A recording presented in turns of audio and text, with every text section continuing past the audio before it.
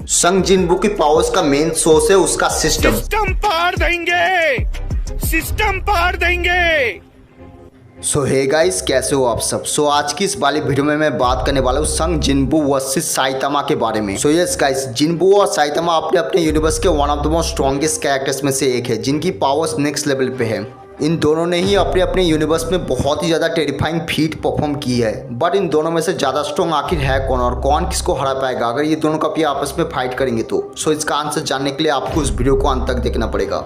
Without wasting any for time, let's get things started. One punch man ये story follow करती है एक ऐसे ह्यूमन को जिसके पास गॉड लाइक पावर्स हैं, जो कि किसी को भी एक ही पंच में डिस्ट्रॉय कर सकता है, no matter how bigger they are, no matter how stronger they are. Saitama बचपन से एक हीरो बनना चाहता था जो कि इनोसेंट लोगों को प्रोटेक्ट करे, जिसके लिए उसने बहुत ही ज्यादा कड़ी ट्रेनिंग की, बट वो कभी समझ ही नहीं पाया कि वो इतना ज्यादा स्ट्रॉन्ग बन जाएगा। साइतामा एबल हुआ अपने लिमिटर को तोड़ने के लिए by his training routine. 100 pushups, 100 situps, 100 squats, 10 kilometre running, 3 years continuously every single day without any break, जिसकी वजह से साइतामा का लिमिटर टूट गया, जो कि इसे अलाउ किया कि उसकी स्ट्रेंथ को ग्रो करने के लिए इन्फिनाइटली। लिमिटर एक्चुअली एक ग्रोथ लिमिट है जो कि गॉड्स ने हर लिविंग बीइंग के ऊपर सेट किया है, जिसकी वजह से हर कोई अपनी अपर लिमिट छूने के बाद और ज्यादा ग्रो नहीं हो पाता, no matter how hard they try. लेकिन जो भी हो, साइतामा ने उस लिमिटर की धज्जियां उड़ा दी, जिसकी वजह से उसे इमेंसली स्ट्रेंथ और स्पीड मिल गई। वन पंच मैन की दुनिया में मॉन्स्टर को 4 अलग अलग कैटेगरी में डिवाइड किया गया है, जो कि उनके डिस्ट्रक्शन लेवल के हिसाब से रैंक होता है। Tiger, demon, dragon and most strongest God.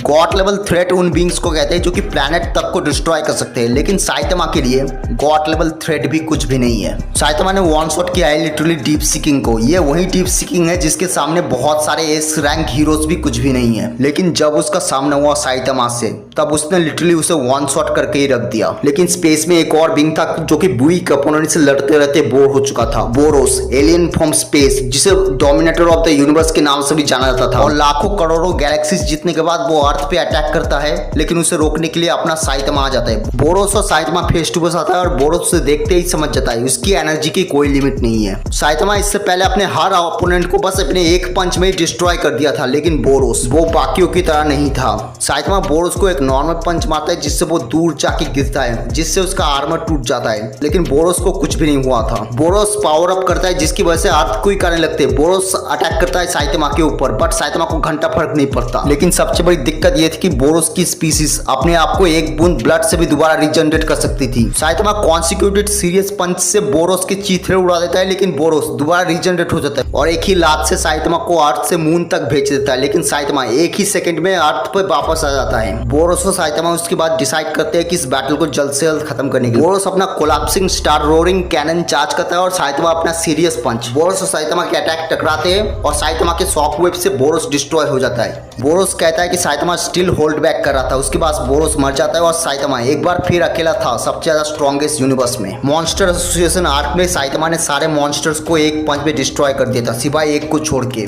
Guys, आगे स्पॉयलर्स आने वाले हैं। मॉन्स्टर एसोसिएशन आर्क में हमें रिवील किया जाता है गॉड को, most mysterious character in one punch man, जिसे ब्लास्ट बहुत देर से स्टडी कर रहा था। ब्लास्ट इससे भी पहले गॉड के साथ इनकाउंटर कर चुका था, लेकिन इस बार गॉड का निशाना ब्लास्ट नहीं गारो था। गॉड गारो को पावर ऑफर करता है, लेकिन गारो उसे रिजेक्ट कर देता है। लेकिन गारो गलती से गॉड के हैंड को छू लेता है, जिसके बाद उसे मिल जाती है पावर कॉस्मिक, जिसके बाद तो वो बहुत ही ज्यादा स्ट्रॉन्ग बन गया था और बन गया था वो कॉस्मिक गारो। गारो अर्थ पे वापस आता है, लेकिन वो अब मॉन्स्टर नहीं था, वो अब बन चुका था गॉड। गारो ने साइतामा को मार के उसका खून तक निकाल दिया था और सारे हीरोज को डिफीट कर दिया था, इवन ब्लास्ट तक को भी। साइतामा बैटलफील्ड में वापस आता है, लेकिन वो देखता है कि गारो ने ऑलरेडी जेनोस को मार दिया था। साइतामा ने उसके बाद डिसाइड किया कि अब वो होल्ड बैक तो कभी नहीं करेगा। साइतामा जेनोस का कोर पकड़ता है और गारो की ओर सीरियस लुक देखता है। उसके मन में बस एक ही चीज चल रहा था, सीरियस पंचेस। साइतामा गारो की ओर अपना सीरियस पंच चार्ज करता है, लेकिन उससे पहले वो पंच उसको लग पाता। गारो अपना साइतामा मोड ऑन कर लेता है और साइतामा की पावर्स को कॉपी कर लेता है और उसी के ऊपर एक सीरियस पंच मार देता है, लेकिन इससे पहले उनके पंचेस टकराते। ब्लास्ट अपनी पावर यूज करके इन दोनों को जुपिटर पे पहुंचा देता है। ब्लास्ट के अकॉर्डिंग इन दोनों के पंचेस में इतनी फोर्स थी कि वो अर्थ के टुकड़े टुकड़े कर देते। इन दोनों के पंच के कोलैप्स में तो स्पेस में पूरा वॉइड बना देता और ना जाने कितने बिलियंस ऑफ गैलेक्सीज डिस्ट्रॉय हो गए थे। गारो अपनी एबिलिटीज को साइतामा के ऊपर यूज करता है, लेकिन कोई भी वर्क नहीं करता। गारो हाइपर स्पेस गेट का यूज करता है, लेकिन साइतामा उसे लात मार के ही फेंक देता है। साइतामा सीरियस टेबल फ्लिप का यूज करता है और गारो समझ जाता है इसकी स्ट्रेंथ लिमिटलेस है, तो मुझे भी इसकी स्ट्रेंथ को लिमिटलेसली कॉपी करना पड़ेगा। लेकिन गारो देखता है किसी वजह से ये काम ही नहीं कर रहा, क्योंकि साइतामा अपने आप को इन्फिनिटली ग्रो करता जा रहा था, जिसकी वजह से उसे कॉपी करना लगभग इम्पॉसिबल हो चुका था। साइतामा अपने पंचेस को पहले से 10 गुना ज्यादा स्ट्रॉन्ग बना चुका था और अपने अगले पंच को पहले से 10 गुना ज्यादा, और ऐसे ही चलता जा रहा था। और आखिर में साइतामा इस सब से बोर हो जाता है और गारो के पंच को पकड़ता है और एक ही छींक से पूरे के पूरे जुपिटर को डिस्ट्रॉय कर देता है। और गाइस अभी तो पागलपंती शुरू ही हुई है। गारो समझ जाता है कि वो बहुत ही जल्दी खत्म होने वाला है, इसलिए वो साइतामा को सूरज के पास फेंक के खुद भागने की प्लानिंग करता है, लेकिन वो पकड़ा जाता है। साइतामा गारो के मुंह पे पंच मारता है और उसे अर्थ पे फेंक देता है, जिसकी वजह से गारो की ह्यूमन कॉन्शियसनेस वापस आ जाती है। गारो समझ जाता है कि उसने कितनी बड़ी गलती की है, सो इसलिए वो साइतामा को टाइम ट्रैवल सिखाता है और साइतामा उससे सीख भी जाता है। और गारो के कॉस्मिक फॉर्म्स में आने के तुरंत बाद साइतामा उसे एक पंच मार के उसे कॉस्मिक फॉर्म से बाहर निकल देता है। और हम अगर इसके फीट के बेसिस पे स्केल करें ना, सो ये बड़े आराम से एक लोअर मल्टीवर्सल लेवल बीइंग बन जाएगा। सो जिन्बू अपने वर्ल्ड का सबसे ज्यादा वीकेस्ट हंटर हुआ करता था, लेकिन डबल डंजन में एंटर करने के बाद उसकी किस्मत ही बदल गई। उसने अपने आसपास के स्टैचूज को देखा और ये पाया कि उसमें गॉड्स के कमांड लिखे हुए हैं। Most of the hunters immediately मारे गए कॉज की वो कमांड्स को फॉलो करते जा रहे थे, लेकिन आखिरी कमांड बहुत ही ज्यादा इंटरेस्टिंग था, जिसमें लिखा था प्रूव योर फेथ। जिन्बू ने पीछे रह के बाकियों को भागने की मदद की, जिसकी वजह से वो खुद मरने की हालत में पहुंच गया। और उसके आखिरी शब्द थे I wish I get another chance. और इसी मोमेंट पे एक मिस्टीरियस स्क्रीन खुल गया और उसमें लिखा था if you want to live. Jinwoo जग जाता है और वो पाता है कि सिस्टम ने उसे चुन लिया था और उसे मिल गई थी प्लेयर की एबिलिटी।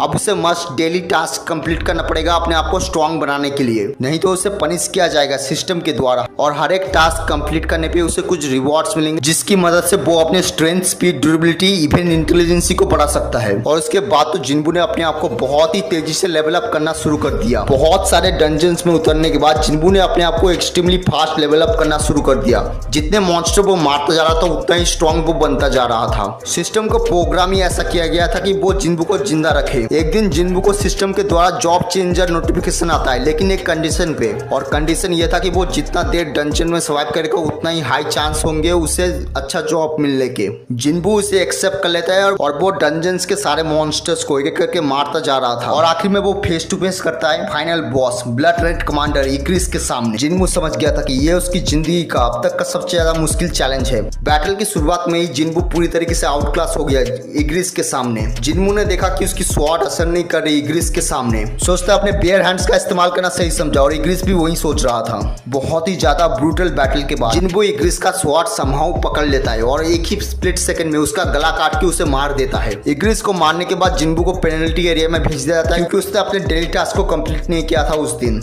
और जब वो वापस आया तब उसने देखा कि सर्वाइवल टाइम को काउंट किया गया है और अब उसे मिल चुका था सबसे ज्यादा स्ट्रॉन्ग नेक्रोमेंसर का टाइटल, द शैडो मोनार्क, और उसने गेन कर लिया था शैडो एक्सट्रैक्शन की एबिलिटी। जिन्बू उसके बाद अराइज बोलता है और इसी सिंपल वर्ड के बाद सारे डिफीटेड सोल्जर्स अराइव हो जाते हैं जिन्बू की आर्मी में। लेकिन एक और बाकी रह गया था। जिन्बू इग्रिस की शैडो को एक्सट्रैक्ट करने की कोशिश करता है, लेकिन वो 2 बार फेल हो जाता है और इसके पास एक ही चांस बाकी रह गया था और उसने उस मौके को गवाया नहीं और उसने इग्रिस की शैडो को एक्सट्रैक्ट कर लिया और उसे मिल गया first boss summon, the commander of shadows, the Igris. लेकिन जिन्बू यहाँ पर भी नहीं रुका, वो अपने आर्मी में एक एक करके बहुत सारे स्ट्रॉन्ग शैडोज को रिक्रूट करता गया, just like Tank, Iron Dusk, event and King Beru. लेकिन इससे भी बड़े बड़े कांड जिन्बू ने सोलो लेवलिंग रैग्नारॉक में कर रखे हैं और जो स्ट्रेंथ उसने गेन की ना वो बहुत ही ज्यादा रेडिकुलस थी। उसने सरपास कर दिया previous monarch of shadows and monarch of destruction को। उसने एफर्टलेसली किल कर दिया था 100 ऑफ टाइटन्स को, जो कि प्लैनेट तक को वाइप आउट कर सकते थे।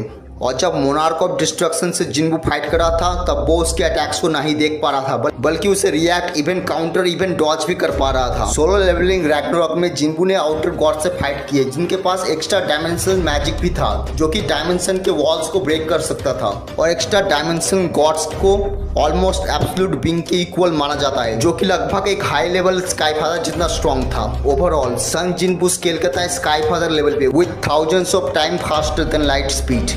लेकिन क्या इतना सब काफी है साइतामा को हराने के लिए? तो सीधा सा आंसर है नहीं। साइतामा यहाँ पे पटक के रख देगा सन जिनबू को। अब नो डाउट जिनबू बहुत ज्यादा स्ट्रॉन्ग है, पर उसकी स्ट्रेंथ इनफ नहीं है साइतामा को हराने के लिए। जिनबू स्ट्रॉन्ग है, स्ट्रॉन्ग से मेरा मतलब बहुत ही ज्यादा स्ट्रॉन्ग, लेकिन उसके सामने कोई बच्चा नहीं है। उसके सामने है साइतामा, जो कि एक नेक्स्ट लेवल मॉन्स्टर है। Saitama sky father level beings को एक झटके में मसल सकता है, और हम सब जानते हैं कि जिनबू एक स्काई फादर लेवल बींग है। सो जिनबू और साइतामा के बीच की बैटल में clearly Saitama wins. So guys, ये थी आज की वीडियो। अगर आपको ये वीडियो पसंद आए तो वीडियो को एक लाइक करना, चैनल पे नए हो तो प्लीज सब्सक्राइब करना। मिलते हैं किसी और वीडियो में। So take care, good bye.